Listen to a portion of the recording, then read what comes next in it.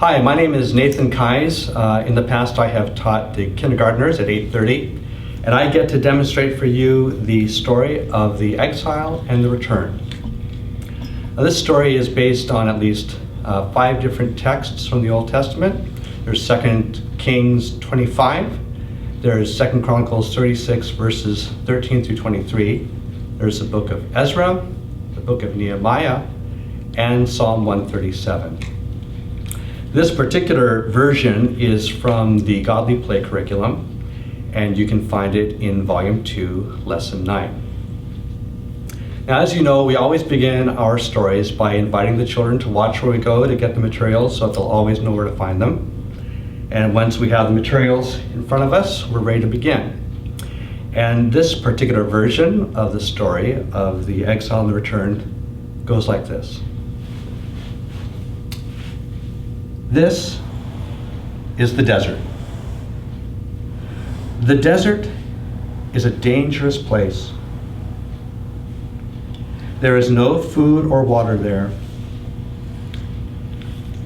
People die in the desert. When the wind blows, the shape of the desert changes. You can lose your way. The sun is so hot that people wear many clothes to keep the sun from burning their skin. When the wind blows, the sand stings your face and hands. People need protection from the blowing sand. At night, it is cold, and you need many clothes to keep warm. The desert is a dangerous place. People do not go there unless they have to. This is Jerusalem. Here is the wall.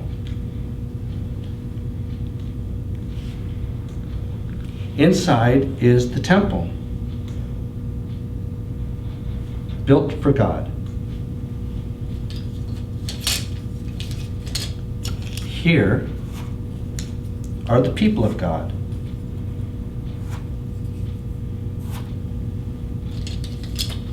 They knew that God was in the temple,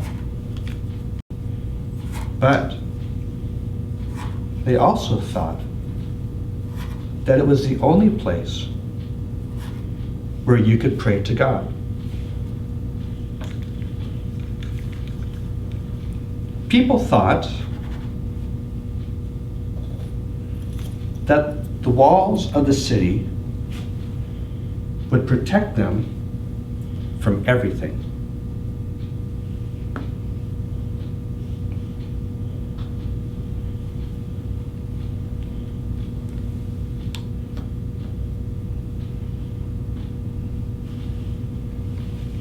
Then the Assyrians came and attacked the city.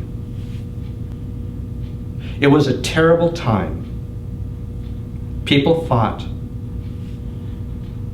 and some starved to death.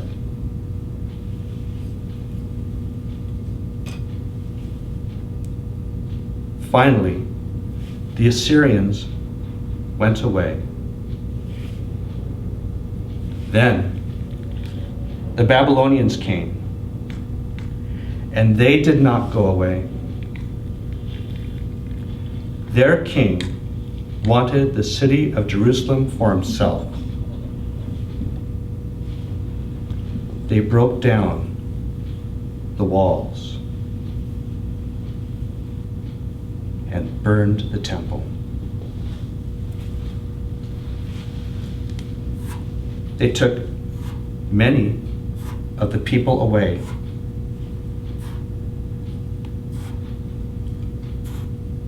Only a few were left in the land.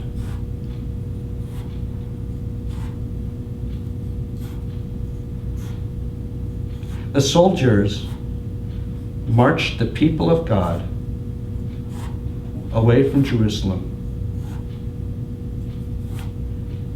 They looked back at the smoke of the burning city and wondered if they would ever see it again. As they walked through the desert, they had to get up when the soldiers said. They had to eat what the soldiers said. They had to go where the soldiers said.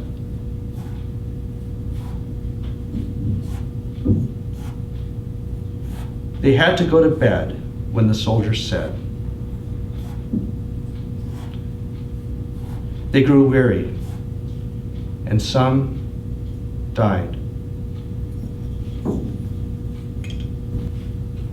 It took a long time.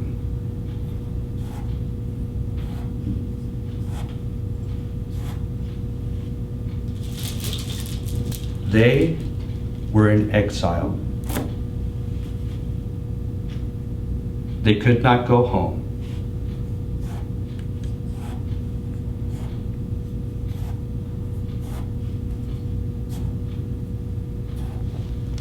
They hung their harps on the weeping willows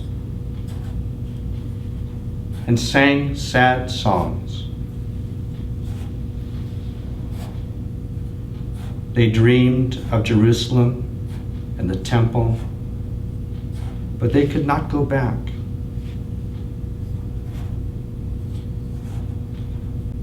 They even faced towards Jerusalem when they said their prayers. Then, slowly, the people of God began to understand that God was in this place too.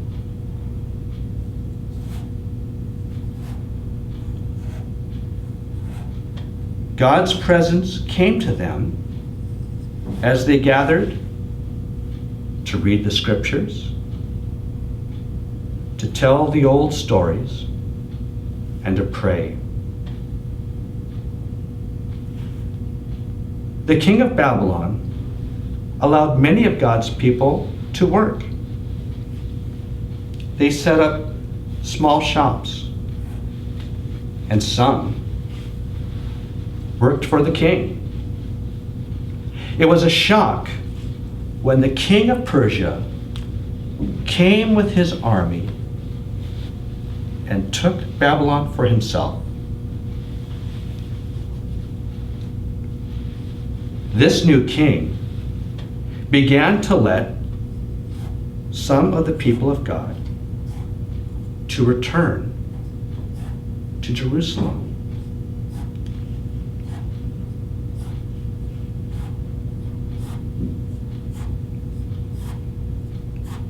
Some went with Ezra, and they began to rebuild the temple.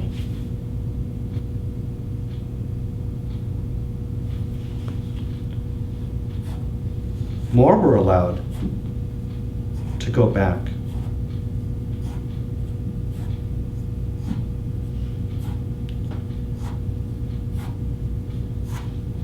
They went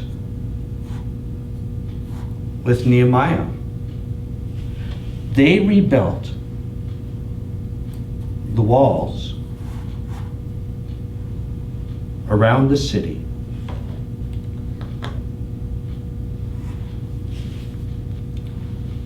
Then the people of God were no longer in exile. They could go home.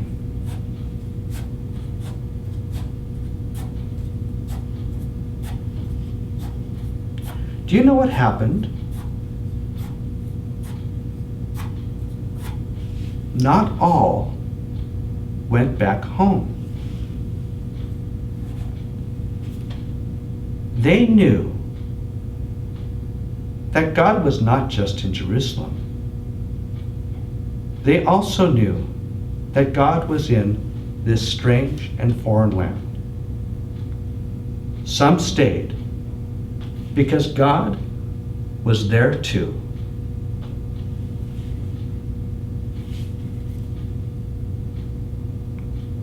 Now, I wonder what part of this story you liked best.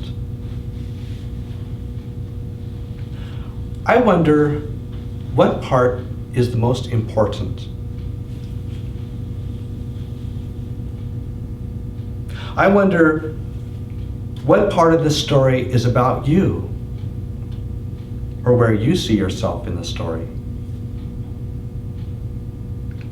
I wonder if there is any part of this story we can leave out and still have all the story we need. The Tigris River,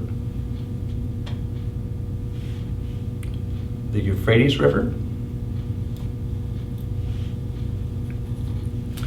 city of Babylon, city of Haran,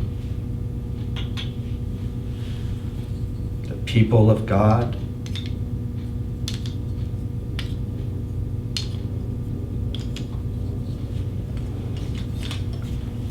Jerusalem. And finally, I wonder what work you would like to now do in response to this story of the exile and the return.